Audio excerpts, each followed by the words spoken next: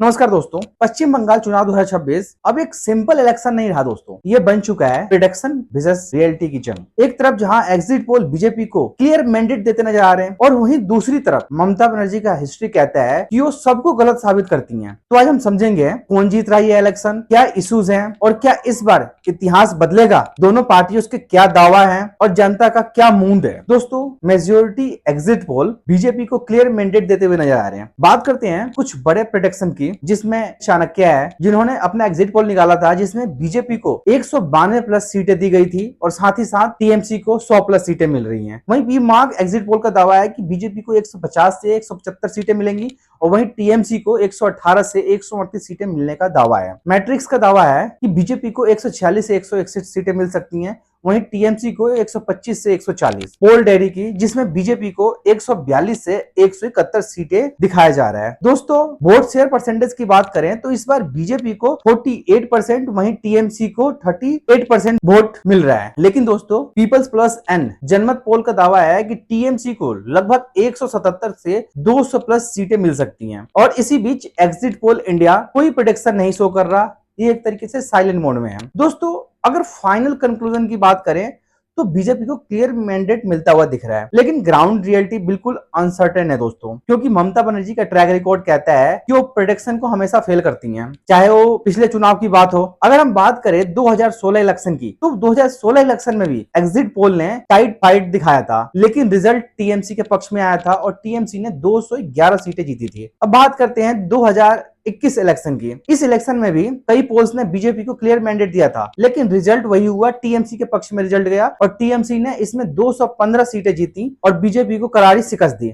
और बात करें 2024 लोकसभा इलेक्शन की, तो इसमें टीएमसी को 29 सीटें और वहीं भाजपा को यानी बीजेपी को 12 सीटें मिली थी। यानी दोस्तों, हर बार प्रेडिक्शन फेल हुआ है बंगाल चुनाव को लेकर। अब 2026 में ममता बनर्जी का दावा है दोस्तों कि हम 226 प्लस सीटें जीतेंगे। उन्होंने लगभग सभी एग्जिट पोल को बीजेपी इन्फ्लुएंस बताया। अब दोस्तों, रियल सवाल बनता है कि क्या इस बार भी हिस्ट्री रिपीट होगी या फिर क्लियर मैंडेट के साथ बीजेपी गवर्नमेंट बनाएगी। दोस्तों, सबसे बड़ा ट्विस्ट ये आया जब 15 बूथ पर रीपोलिंग हो रही है और वहां भी 86.9% वोटर टर्नआउट निकल के आए और उन्हें वोट दिया। भाजपा प्लस टीएमसी का क्लैश तो चल ही रहा है दोस्तों, लेकिन इसी बीच बंगाल इलेक्शन को सेफ एंड सिक्योर बनाने के लिए हैवी सिक्योरिटी डिप्लॉयड किया गया है, ताकि वहां पे कोई भी अप्रिय घटना ना हो सके। इलेक्शन मोस्टली पीसफुल हुआ है, लेकिन टेंशन दोनों पार्टियों में बरकरार बना हुआ है। आखिर इस चुनाव में कौन जीतेगा और कौन हारेगा और किसकी सरकार बनेगी। अब बात करते हैं दोस्तों, इस चुनाव में सबसे बड़ा मुद्दा क्या रहा है। सबसे बड़ा मुद्दा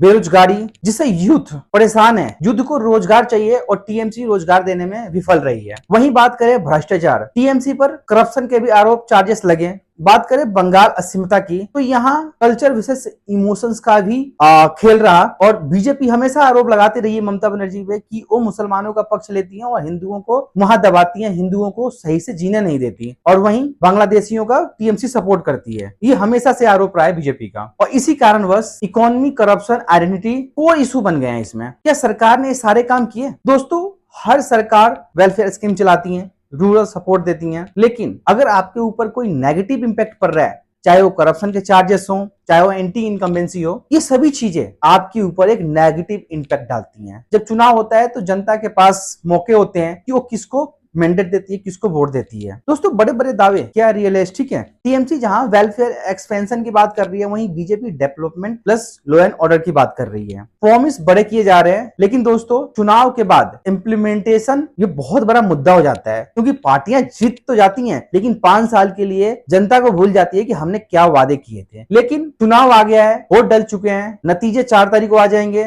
और उम्मीद तन की जनता ने अपना फैसला दे दिया है अब तक, और अब वो सिर्फ दिखना बाकी रह गया है। अब दोस्तों, इस चुनाव में कंट्रोवर्सी क्या रहा है? जैसे रीपोलिंग होना, यानी चुनाव आयोग ने 15 बूथ पर रीपोलिंग करवा दी है 2 मई को। वहीं क्लैशेस भी रहे, सेंट्रल फोर्स विशेष टीएमसी का आरोप भी चलता रहा, और वहीं टीएमसी सुप्रीम कोर्ट भी पहुंच गई और सुप्रीम कोर्ट ने इलेक्शन कमीशन ऑफ इंडिया को क्लियर सपोर्ट दिया कि इलेक्शन कमीशन ऑफ इंडिया के पास राइट है कि चुनाव को किस तरीके से करवा रहा है। बीजेपी जीतती है तो ईस्ट इंडिया में बड़ा एक्सपेंशन होगा दोस्तों, और वहीं अगर टीएमसी जीतती है तो ऑपोजिशन मजबूत होगा। दोस्तों, इस बार बंगाल चुनाव में सबसे ज्यादा 92 से 93% वोट पड़े हैं, वॉयलेंस कम हुआ है और बैटल एक्सट्रीमली बहुत क्लोज रहा है। चाहे बात करें टीएमसी की, बीजेपी की, सभी ने पुरजोर कैंपेन किए हैं, चुनाव प्रचार किए हैं और दोनों पार्टियों ने भरपूर जोर लगाया चुनाव को जीतने के लिए। दोस्तों, अगर आपने इस वीडियो को यहां तक देख लिया है तो इस चैनल को सब्सक्राइब जरूर कर दीजिए ताकि आपको हर नई वीडियो का अपडेट सबसे पहले मिल सके और हमें भी मोटिवेशन मिले